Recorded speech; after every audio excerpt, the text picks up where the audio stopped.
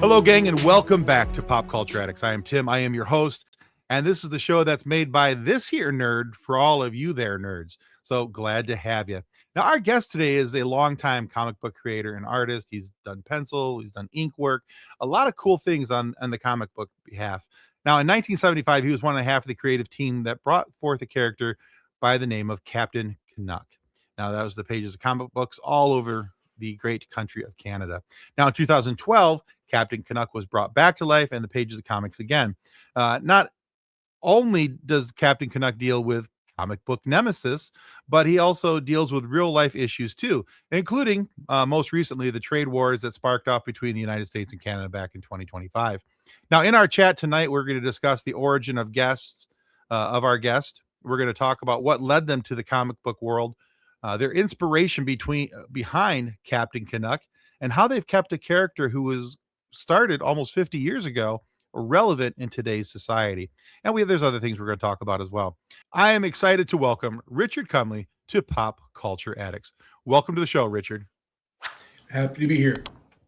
All right. Well, thank you very much. So the first thing that I like to do with every new guest that I have come on the show, Richard, is that, and I do this for two reasons. Number one, I'm an inquisitive person. I like to know what makes a person tick and why they do what they do. Why do they choose to be the person that they are and get involved in the work that they do?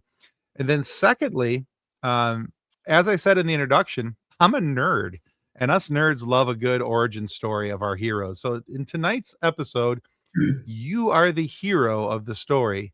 So in the story of Richard Cumley, what made you decide to get involved in comic books? It's more of a person than an event. Okay. I am, around the age of 12, I decided that I would, work in visual arts somewhere. And I worked as a sign painter in sign shops during high school. Then right after high school, very shortly after high school, I moved to Winnipeg, Manitoba, which we lived about 60 miles west of Winnipeg. And I got a job as a crest designer.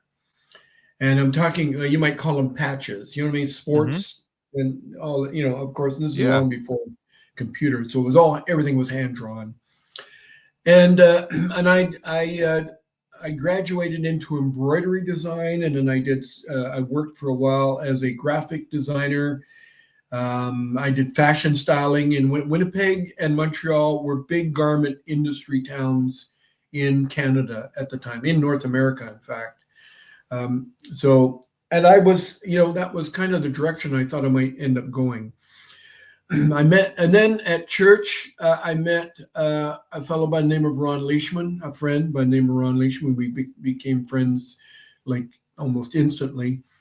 Cartoonist. He had taken, I had started to take a course called Advertising Art at Red River College in Winnipeg in 1970. I only took the first term. It was like, a 2-year course, 4 terms. I took the first term and went back to work. I got some offers to do fashion styling, and I thought that's what I was going to do. And I didn't go back to school because I thought I was going to go kind of in a different direction than advertising art anyway. So, but it was Ron Leishman who, he's a cartoonist. He is a cartoonist. Toonaday.com is his website, and it's a lot of fun, his website. Toon, Toon, a day.com. Right, and Ron he's been doing that site for 30 years. Oh, wow. And you can get 3 times a week, you can get a free cartoon in your email. And when you see the cartoons, you'll see, they're a lot of fun. He's got a really, really neat style. So Ron said to me, there should be a Canadian superhero. We should have our own. And of course, he's looking at Captain America and thinking, why don't we have a Captain Canada kind of thing? And now there was already well, I found this out in 1973. I met him in 71. It was 1973 that I started to get serious about it. We talked about it, but we were busy and nothing really happened. In 1973, that's when I started to get serious about the idea. And I saw that there was already 2 or 3 Captain Canadas out there. One of them was had moose horns, and the other one wore a Zorro hat, and I can't remember the third one. Anyways, they were all kind of spoofs. Sure. But Ron had recommended we go with Captain Canuck, and that's what we ended up doing, going with Captain Canuck. I started seriously working on it later in 1974. And at that time, over all of that time, Ron was working in Alberta, northern Alberta, in the oil fields because it paid well, and he was saving up to serve a mission. Ron and I are both Latter-day Saints, Church of Jesus Christ of Latter-day Saints. Okay. And he decided he wanted to serve a mission, and so that's why he was taking those kind of jobs. Really high paying. They're not easy jobs. Sure. You're in the cold, all of that stuff. So he left in the beginning of January of 1975, and I'd already started working on the project. Ron and I stayed in touch all the time. My original thought was that we were going to do it together. But A, he had other plans, and B, his drawing style is very cartoony. It's a very humorous, cartoony style, and but anyways, it was him who got me on this path. I got the first issue ready by early 1975, and I actually approached one publisher in Canada. I never even thought of approaching any American publishers, with Marvel or DC, for example. I only approached one, and that was Harlequin Romance. Do you know who Harlequin Romance is? Okay. Anyway, they're big. They're a big publisher of romance stories, but they were interested. They would have published it, and I was seriously leaning towards that. But the bookkeeper at JD Products, where I worked as a crest designer and embroidery designer, highly recommended that I not go with them. They would own the rights. They would be able to dictate. You know what I mean? They would be able to, if they didn't like me, they could fire me and still maintain the rights, blah, blah, blah. And he said, I'm pretty sure we can get government money to start a publishing company. Never did get any government money, even after some tedious paperwork and tedious meetings. Never got a dime. But I proceeded anyways. I borrowed $8,000 with the help of my parents, co-signing for me. Okay. And that's how we got started. The first 3 issues were all printed in Winnipeg, Manitoba. They all had print runs of 200,000 copies. Nearly all the distribution was done via newsstand, mass market distribution, newsstand distribution. So it was well received. I didn't expect how well it was received in Canada, and it got a lot of media coverage in the United States as well. Time magazine, for example, did a story on it shortly after it came out. And then, of course, that all helped with the sales, and the sales of the first issue were good. And as typical with comic books, the second issue wasn't as good. Picked up again in the third issue. Another fortunate thing was that the newsstand distributors were kind to me, and I got the returns back, which I was able to resell to jobbers that bagged them and sold them in discount stores as bag sets with other other comic books like Marvel and DC. This was pretty darn common back then.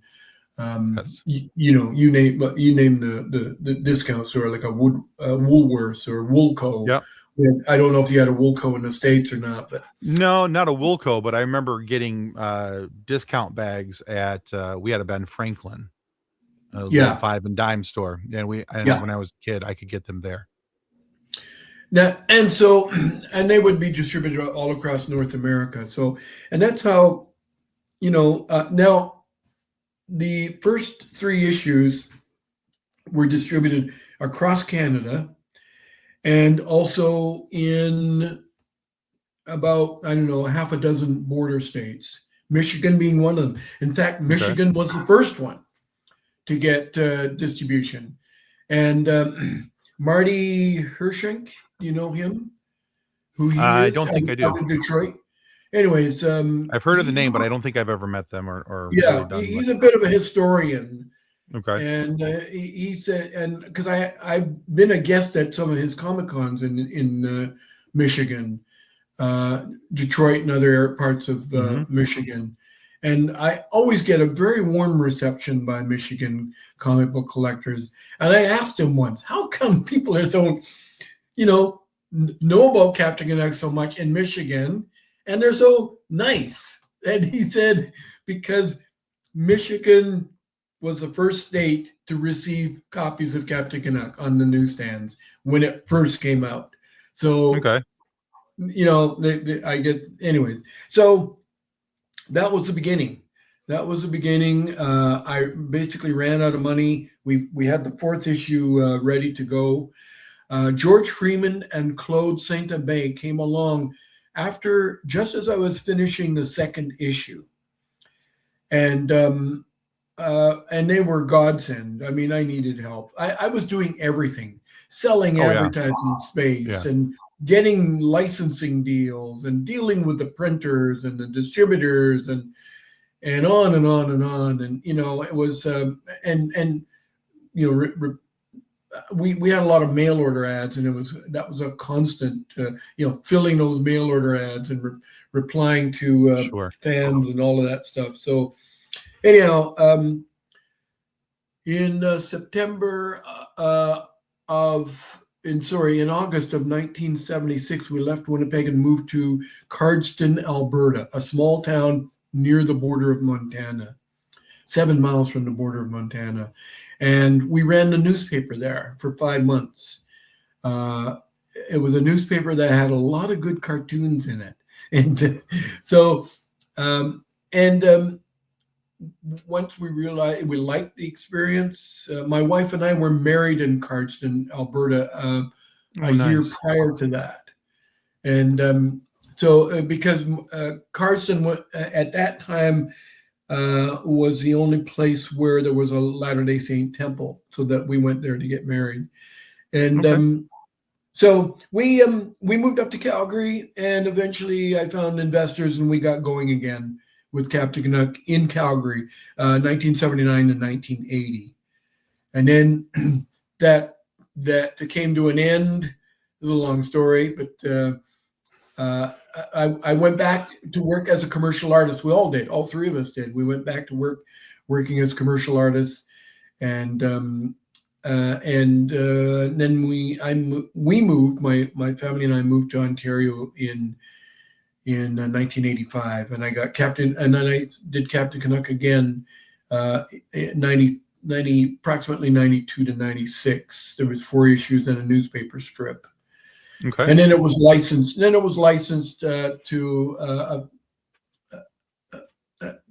To a publisher out of Manitoba. And then you mentioned 2012. Actually, it was around 2010 I first started working with Fatty Akim, which is now Lev Gleason Publishing. Okay. With it, the imprint is Comic House. And I started working with him back then. And then 2014, we published the first issue, which was the summer special of 2014. And then the next year, it became, it was published more or less on a regular basis. All right, nice. So that's a quick overview of the publishing history. Okay. So let's go back to a little bit more about you, though. What got you interested in wanting to be a comic book writer, creator, artist, all these things? Was there was there a particular comic book character that really kind of drew you in as a young man? No, I mean, I liked comic books. I didn't buy them or collect them back then. I liked them. I mean, I worked, like I said, I worked as a commercial artist. I also did portraits too, as well. And, it wasn't really until Ron suggested that, that I really started to look at comic books more seriously. Okay, And I probably Superman was probably my prefer, and Batman were my sure, favorites. But there was a lot of other characters and a lot of artists that I liked, and I really started looking at them, and because if I was going to write and draw comic books, then I better study the medium, and which is what fair I enough. did. Yeah, yeah. And Get versed in it. Sure. yeah, so and then that was really the beginning of my fascination with comic books. Okay. So It's kind of interesting, you too. You mentioned working in a sign shop. My dad's a sign maker by trade, so and as a young man, I worked for my dad in his sign shop. I painted sign faces. I all the painted the letters and all the art on it and all that type of stuff.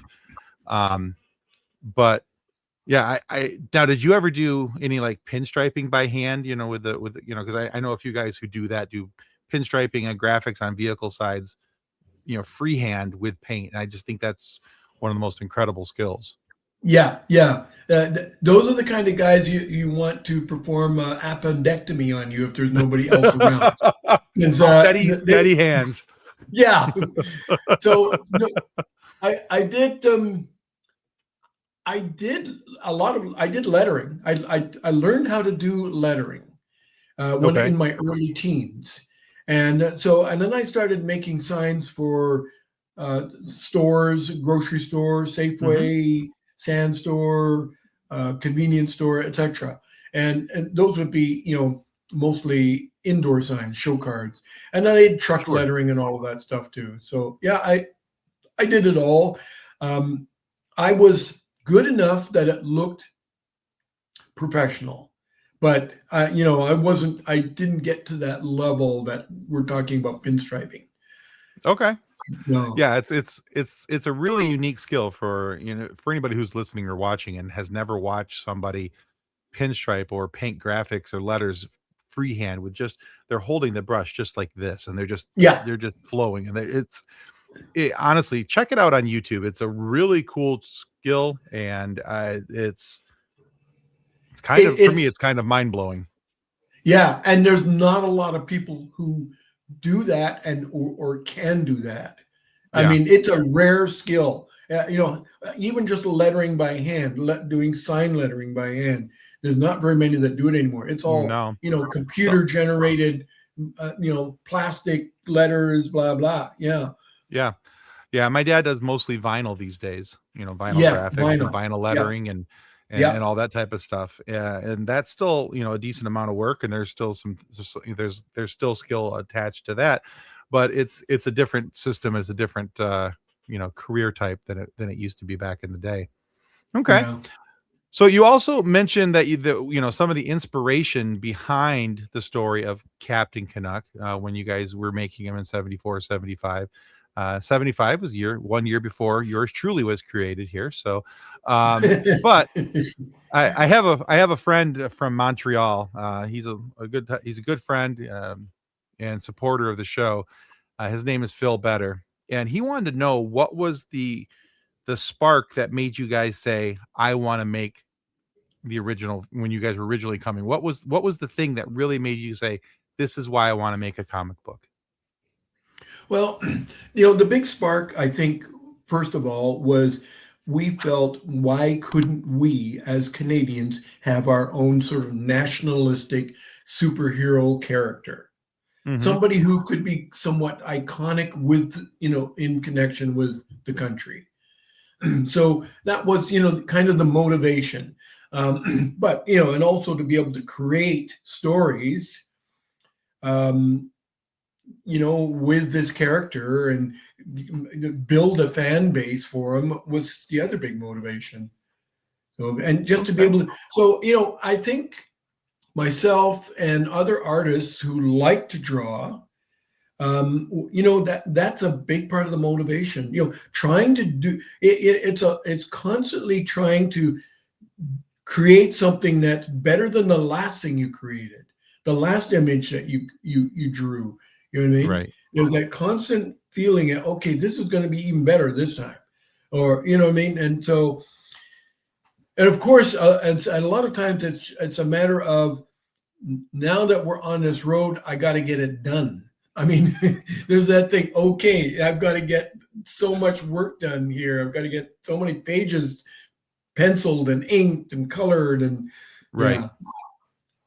Start feeling Then the that pressure of the part kicks deadline. in. Yeah. Okay. So, all right. Well, I hope that answers that for Phil. I like that answer. But your answer there also highlights another. You're just setting these up for me really well, so I can lead into the next question. So I appreciate that. People are going to start thinking this was rehearsed. It was not. All right. So, you talked about having, the need to set deadlines and the feeling, the pressure of getting these things done. I got to get so many pages done here, so many things done here. Now, obviously being an independent comic creator is not an easy gig. You have to be willing to push the brand forward, even when you may be tired and maybe you're in need of a break, to be able to step back and kind of recollect your wits a little bit. But what lessons have you learned along the way that helped you through this process, and do any of those lessons ever show up in your work? Well, first of all, let me say that I was very new to the field of comic books, brand new. And I mean, I could draw, but my artwork wasn't at the level of Neil Adams, for example. And Sure. so, and I'm trying to get there. I'm trying to get closer to that level and I'm not a big fan of Neil Adams, by the way, but I'm just giving you as an example. That's somebody I met. Yeah. Sorry, that amuses me. Yeah, well, Neil, he's somebody that I met in 1975. I went to New York City to see a licensing agency, and DC Comics was very kind to me. Editors over there had me come by, and then they gave me Neil's address, and I popped into his studio and chatted with him for a few minutes, and it was all very nice, all very nice. But I think that once you're set a course, you're going to publish. And we promoted the fact.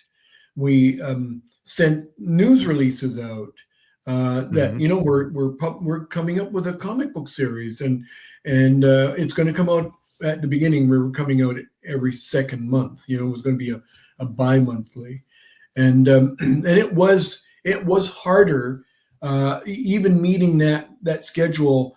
It was difficult with everything else that had to be done to try and stay afloat, because the big challenge was to make it financially viable.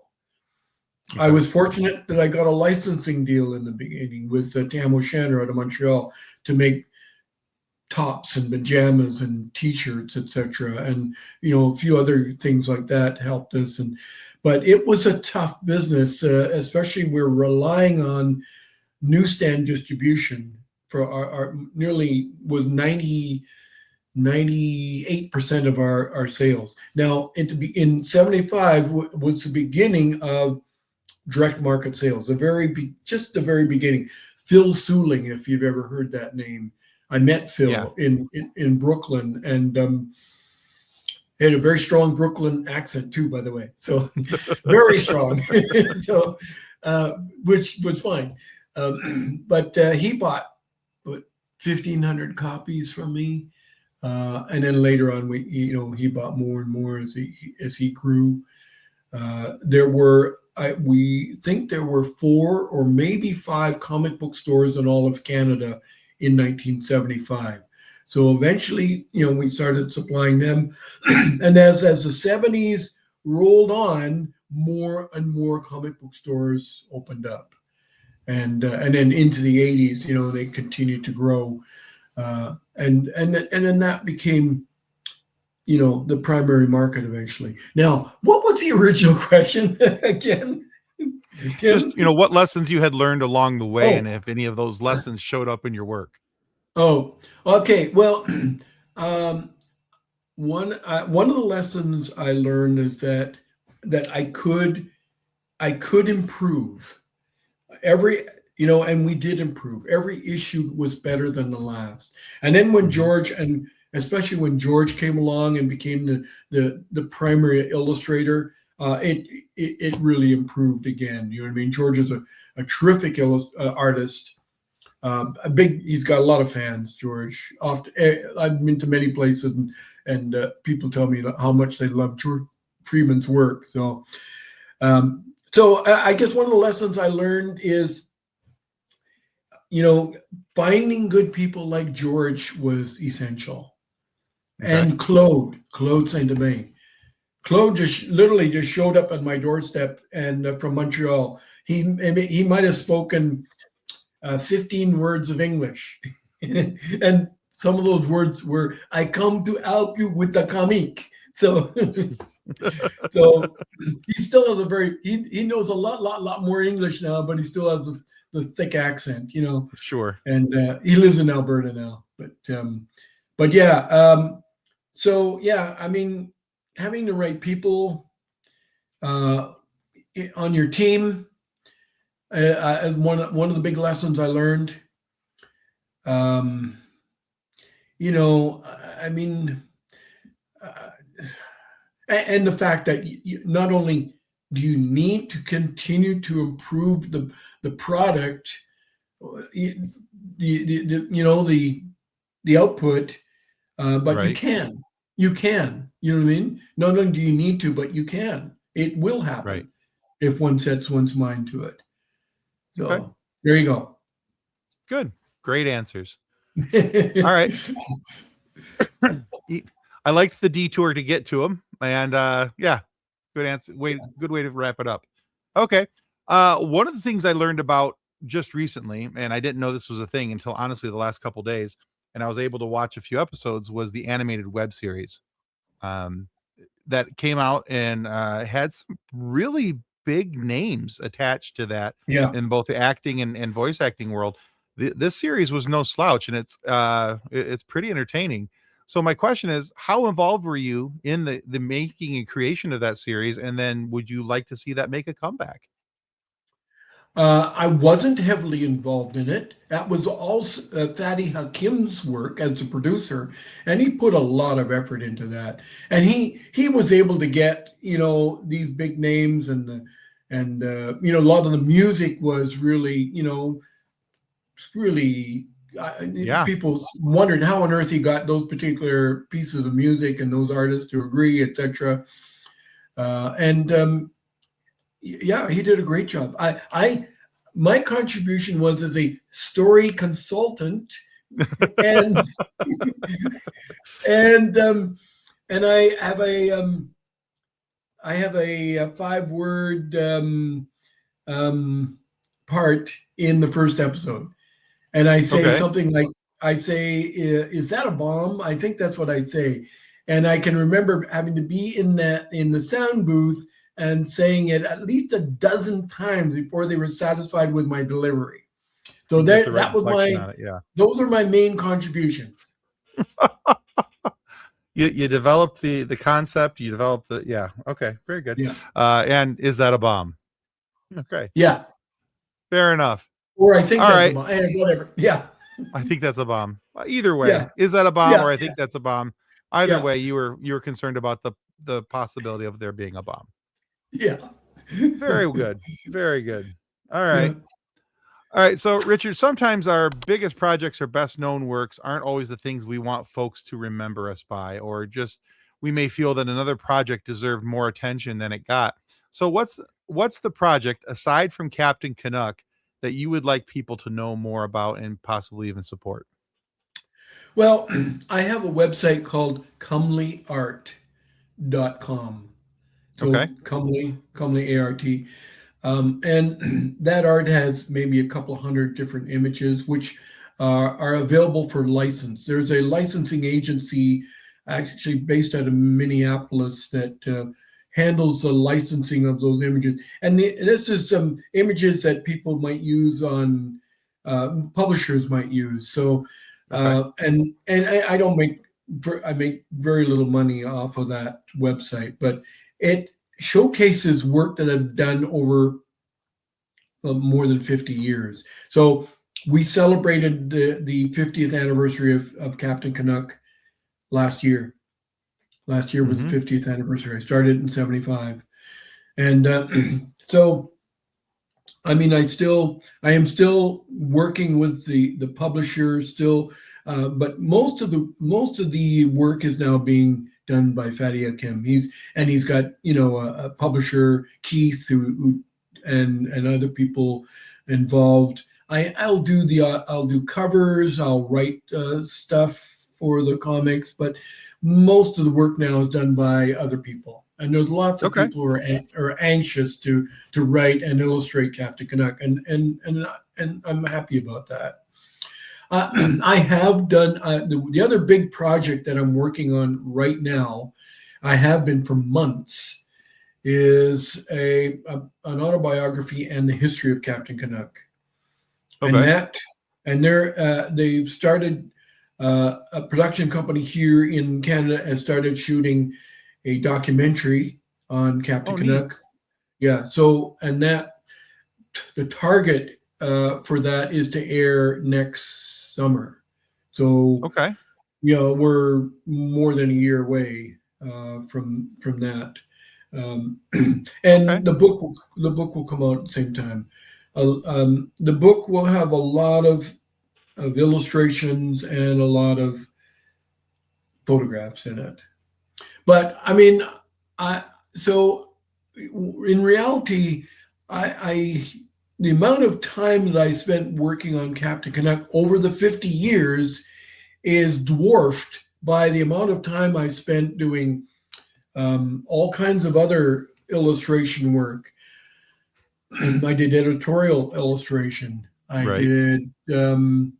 I did a couple of other comic strips. Wabbits is one of them. I did Trumpet and Friends as from 80. It was at 86 to 91, which was a weekly newspaper feature. I did a lot of illustration for advertising. Okay. Children's books. I illustrated a number of children's books. So, and I did portraits and storyboarding for commercials. And the reality is that it's not that I crave to have all these diverse opportunities. It's just that I have 8 children, and I had to work in where I could find it, kind of thing. And Sure. even I haven't done signs in a long time, but there were times when I would do sign work. Somebody would need a sign, and hey, I'll paint a sign for you. You know, Absolutely. so I've been self-employed for most of my working years, and so yeah, I've done a lot of other. Early on, I wanted to be a fine artist and do paintings, but that was I just didn't. It just didn't seem to be viable. You know what I Sure. mean? It just when you got mouths to feed and you're trying to sell a Oh, yeah. painting. Yeah. Um, Now that I'm sort of semi-retired, I can think about doing those kind of things. But first, I've got to finish this book. The other Okay. project that I'm working on is I did a series in '93 to '96, only 4 issues, and and part of the newspaper strip carried some of the story, Captain Canuck Reborn. And Captain Yeah. Canuck Reborn is going to be collected into a graphic novel or a Nice. trade paperback with a bunch of extras in it, and it'll be recolored, remastered, recolored, additional pages added, etc., etc. So I'm looking forward to seeing that completed and in stores, and that we're aiming to release that in Winnipeg at the Winnipeg Comic Con, which is in late October. Cool. And All right. and yeah, and there'll be a lot more footage shot for the documentary at that same time too. Apparently, is the plan, because that's where I began. Captain Canuck was in Winnipeg, and Perfect.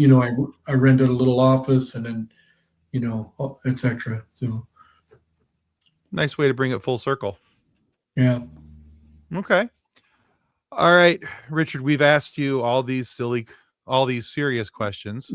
We haven't asked very many silly questions, but we're going to change that now. We're going to ask you a silly question. Okay.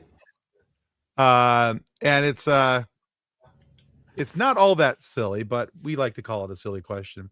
So the basis for this comes from our show member Kathleen, who participates mostly on our live shows.